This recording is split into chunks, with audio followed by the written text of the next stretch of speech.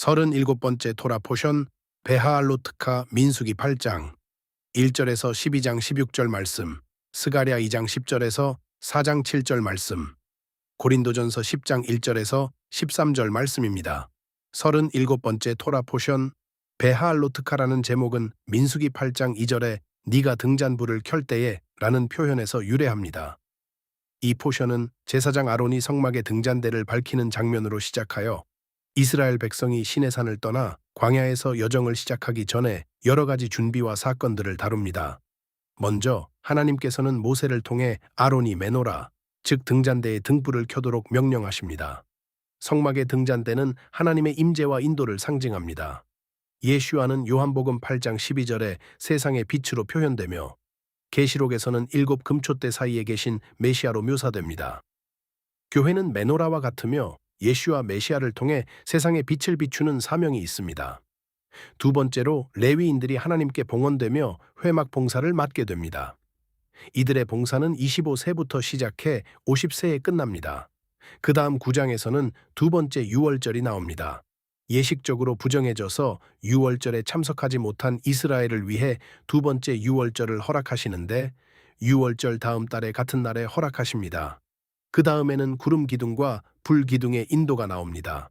광야의 삶에서는 구름 기둥과 불 기둥의 인도 없이는 나아갈 수 없습니다. 광야의 삶에서는 말씀과 성령의 인도를 받으며 나아가야 합니다.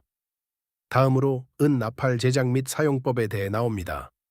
왜 은으로 나팔을 만들었을까요? 은의 상징적 의미는 무엇일까요?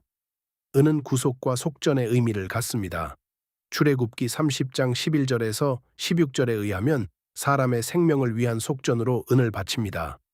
그러므로 은은 생명을 위한 값, 즉 대속에 상징합니다. 시편 12장 6절에 주의 말씀은 순결함이요 흙도가니에서 7번 단련한 은 같도다 라고 말씀합니다. 여기서 은은 정련된 정결한 말씀과 거룩한 목적을 뜻합니다. 한편으로 은은 메시아에 대한 배반과 연결됩니다. 은 30은 메시아가 팔린 값이자 유다의 배반의 값입니다. 이는 메시아가 속전으로 자신을 내어주심을 상징합니다. 그러므로 앞으로 예슈아께서 재림하실 때 울릴 나팔 소리는 예슈아께서 내어주신 자신의 몸값을 나타내며 우리에게는 구원을 알려줍니다. 마태복음 24장 31절 말씀입니다. 그가 큰 나팔 소리와 함께 천사들을 보내리니 그들은 그의 택하신 자들을 하늘 이 끝에서 저 끝까지 사방에서 모으리라. 데살로니가전서 4장 16절 말씀입니다. 주께서 호령과 천사장의 소리와 하나님의 나팔 소리로 친히 하늘로부터 강림하시리니. 고린도전서 15장 52절 말씀입니다. 마지막 나팔의 순식간에 홀련이 다 변화되리니 나팔 소리가 남아의 죽은 자들이 썩지 아니할 것으로 다시 살아나고 나팔 소리는 예슈아의 재림과 부활, 심판, 구원을 상징합니다. 이는 민수기의 은 나팔이 하나님의 명령에 따라 백성들을 불러 모으고 움직이게 하는 역할과 그대로 연결됩니다. 그 다음 11장에는 이스라엘 백성의 불평과 이에 따른 하나님의 불심판이 나옵니다. 이스라엘 백성은 만나를 하찮은 음식으로 불평하며 애굽의 시절을 그리워합니다. 민수기 11장 33절에 고기가 아직 이 사이에 있을 때라는 표현은 그들이 식사 예법, 감사 기도, 준비 없이 탐욕적으로 먹은 것을 암시합니다. 아직 메추라기 고기가 이 사이에 있을 때란 곧 씹고 있을 때 심판이 내렸다는 뜻입니다. 그들은 탐욕으로 먹었으며 감사함도 없이 기도도 없이 단지 정욕을 채우기 위해 먹었습니다. 그러므로 그들이 죽은 장소는 탐욕의 무덤이라는 뜻을 가진 기브롯 하사와라고 불렸습니다. 이 지명은 육체적 정욕이 영적 죽음을 초래함을 경고합니다. 마지막으로 모세 홀로 지던 무거운 리더십의 책임을 분배하기 위해 70명 장로를 임명하는 장면에 이어 미리암과 아론이 모세를 비난하는 장면이 등장합니다. 미리암과 아론은 모세가 구스 여인을 아내로 맞은 문제를 가지고 모세를 비난합니다.